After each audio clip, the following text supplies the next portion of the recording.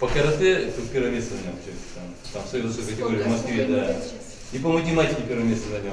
А ведь этих побед могло бы и не быть. Успехами своих пациентов заслуженный доктор России Альберт Суфиянов гордится как своими. За 8 лет работы центра здесь прооперировали больше 25 тысяч человек. Самые последние технологии, опытные хирурги и курс на спасение жизней сделали центр одним из прогрессивных в мире.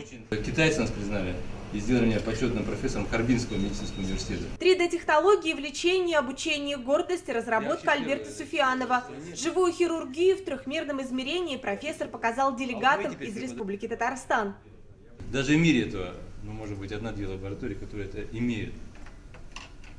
Даже в Америке, в Сент-Луисе, в самом крутом центре, ничего такого нет.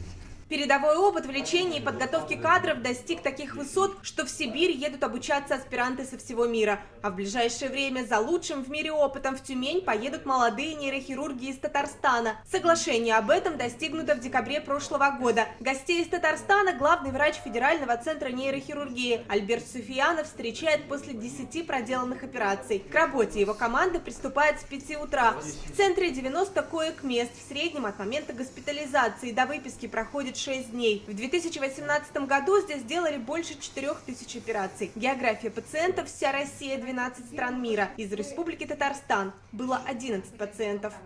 Ни для кого не секрет, что сейчас Федеральный центр нейрохирургии является одним из лидеров, одним из мировых лидеров современной нейрохирургии. У нас есть ряд технологий, которые, в общем-то, отсутствуют где-либо не только в России, но и за рубежом. Поэтому в этом плане, конечно, могли бы быть очень полезными для жителей Татарстана, для того, чтобы сделать высокотехнологичную медицинскую помощь по специальности нейрохирургии более доступной. В июле 2008 года светило мировой медицины Альберт Суфиянов прооперировал головной мозг ребенка в утробе матери через 2 микропрокола. Уникальный случай в нейрохирургии. На встрече с журналистами руководство центра показало видеоприветствие от мамы и малыша. Нам уже 5 месяцев. Мы хотим передать вам большой привет. Мы вот такие вот большие, пускаем пузыри, растем, смеемся, узнаем своих близких. Хотели сказать вам большое спасибо. А в декабре прошлого года профессор вырезал опухоль и спас жизнь ребенку, пока сердце пациента билось благодаря внешнему кардиостимулятору. Осталось ребенку жить буквально там несколько часов.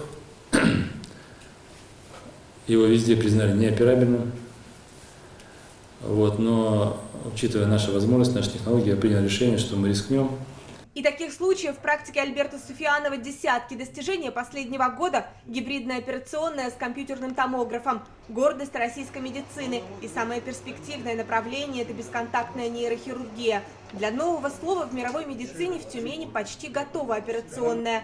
Проект ожидает дальнейшего финансирования, а команда Центра к операциям на позвоночник без разрезов готова. И главное, что мировые технологии в лечении для жителей России в Тюменском центре нейрохирургии доступны бесплатно. София Хайруллина, Рустам Салтукиев, ТНВ Тюмень.